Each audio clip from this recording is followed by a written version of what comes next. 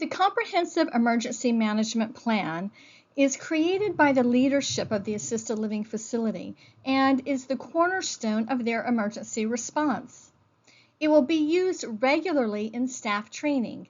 It details how an ALF will take care of residents and staff during an emergency event. It will address individual facility emergencies and larger scale emergencies. There is a specific template that is used in the development of the Comprehensive Emergency Management Plan. The emergency management planning criteria for assisted living facilities is available on the Agency for Healthcare Administration's website within their emergency preparedness resources. The template must be included with your ALF's CEMP when it is submitted to the local emergency management agency for plan review. In November of 2023, the agency adopted an updated emergency management planning criteria. The date on the new ACA Form 3180-5006 is September 2023. The CMP will be submitted to the local emergency management agency for review and approval within 30 days of the ALF's initial licensure or a change of ownership.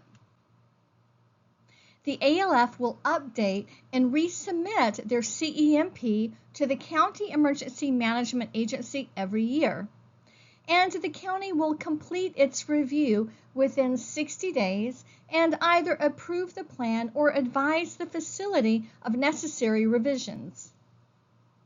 The ALF is then required to notify the agency that the CEMP has been approved.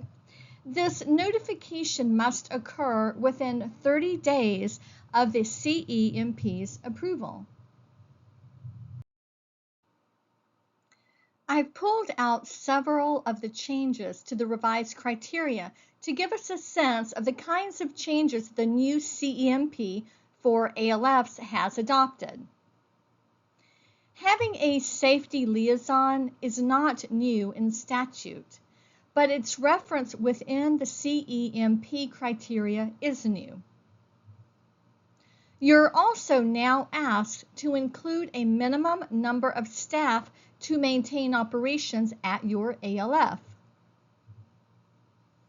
In terms of when your emergency plan will be activated, the criteria now asks for you to specify the activation triggers for those hazards you will have specified in the criteria as being a threat to your assisted living facility. So, in section 2.1, where you identify hazards that constitute a threat, you will pick those back up in section 3.1.3 and in your standard operating procedures in Appendix C when you state how the emergency plan will be activated. For the first time, in section 3.5.3.2, you're asked to estimate the time it will take you to relocate residents during an internal evacuation for sheltering in place. This would be the kind of evacuation necessary if there was a power interruption or an isolated flooding event that requires the residents to move to a central location within the facility.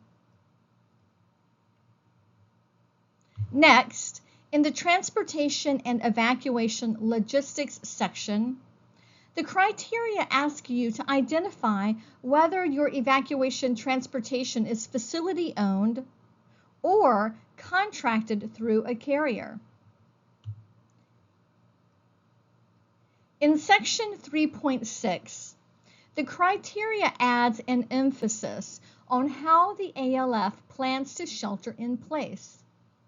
And this is distinct from serving as a receiving facility for incoming evacuees.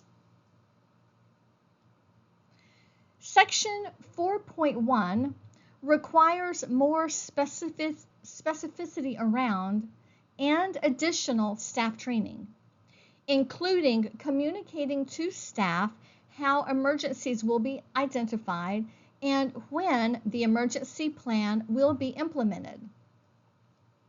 This section also asks for how you will inform third-party providers about your expectations for their roles and responsibilities during an emergency. For example, if your evacuation transportation is owned by a private company, you will need to inform them about what you need them to do ahead of time. Note that this communication is in the training section. Another change to the information, training, and exercises section is to identify an annual schedule for exercising all or portions of the facility's plan at least twice each year, no longer just once a year. The new criteria also does a better job of asking for one organizational chart and one roster of persons with key disaster roles. And these two elements of information should reflect each other. There are over 20 substantive changes to the revised minimum emergency management planning criteria. So be sure to build in some additional time this year when you update your emergency management plan.